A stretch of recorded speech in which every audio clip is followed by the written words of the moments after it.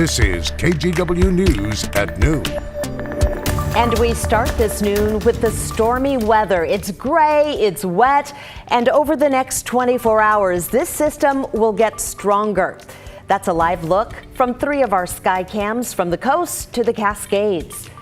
Meteorologist Rod Hill is tracking it all now from the Weather Center. So, Rod, what else should we know today? Well, I think we still will be getting into a bit of a rain break this afternoon. That's not to say it's going to become dry, but the rain will become more scattered as we go through the afternoon hours. So here's the big picture. We do have rainy areas spilling all the way out toward Baker City and, in fact, all the way over into Boise. You can see this heavy cluster offshore. Notice Eugene is dry. So all of this is going to continue to slowly move up to the north, and that will get us into decreasing rain or more widely scattered showers as we go through the coming hours. There are some rain breaks right now, clearly. Salem's on the very tail end of it. So I think, no later than 1:30, you folks in Salem won't see much rain this afternoon. A reminder that Brenda mentioned the system is going to be strengthening. We still have the flood watch up. This is in effect now, and it will continue to be in effect through tomorrow night. Temperatures are mild, 52 in Portland. It's already 60 in Salem, by the way. We'll be up to 60 later today. At some point this evening into the overnight, the rain starts to fill in and become more steady again after the breaks that I talked about. And then tomorrow will be the wettest 12-hour period likely of the entire episode. And we'll talk more about that coming up. Thank you. Well, there's a lot of buzz in Portland about a budget surplus and how we should spend it. The city council heard hours of testimony from the public last night. The extra money comes from a change in the business tax.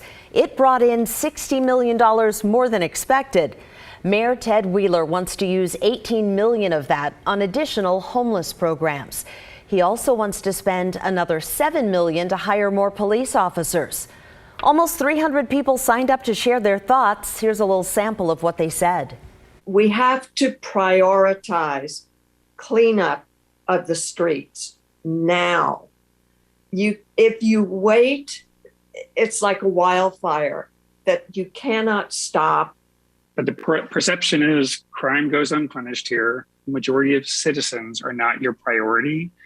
The city feels lawless and we feel abandoned by our elected officials. The mayor also wants to spend money on body cameras for police. Portland is one of the few big cities that doesn't use them. There was no final vote last night. The council said it will discuss this issue again next week. Governor Jay Inslee just named Washington's new Secretary of State. He is State Senator Steve Hobbs. He's from Snohomish County. He'll also be the first person of color to hold the job as an Asian American. Hobbs will serve until the next general election in 2022. Outgoing Secretary Kim Wyman is leaving to oversee federal elections for the Biden administration. An update now on a controversy at Northeast Portland's Roseway Heights Middle School. Parents and district leaders got together last night to talk about campus safety after a brawl last week. Here's KGW's Alma McCarty. Last week, a group of middle schoolers at Roseway Heights walked out, an act of protest, we're told, in response to incidents of sexual harassment among the students. In a letter obtained by KGW News to families at the school, the principal said the event escalated and fights broke out between some of the students. This leaving at least one student in need of medical attention. Parents sounded the alarm. There's a lot of racism going on.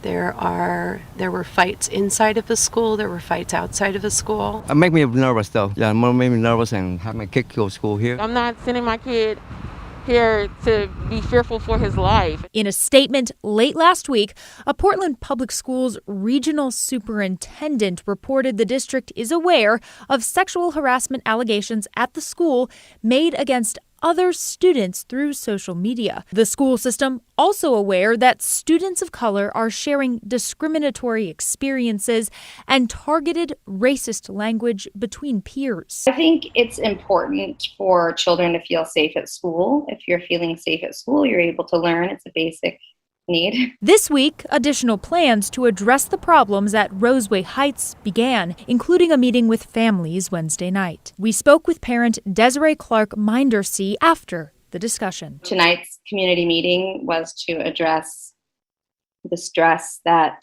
is now evident. We are doing what we can to really address the needs, social and emotional needs of everyone involved. Right now, she's advocating for the safety of all, plus workable solutions to support students, like restorative justice, a different approach to resolving conflict in the classroom. In Northeast Portland, Alma McCarty, KGW News.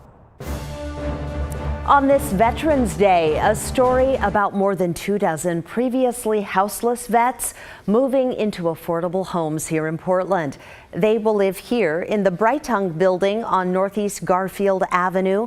The complex provides all kinds of supportive services to veterans. Comcast also installed high-speed internet.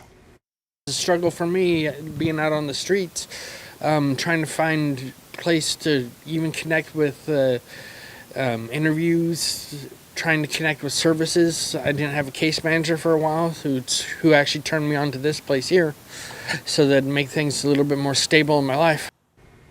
And the Elks Lodge in Milwaukee donated tablets to the vets. Great job.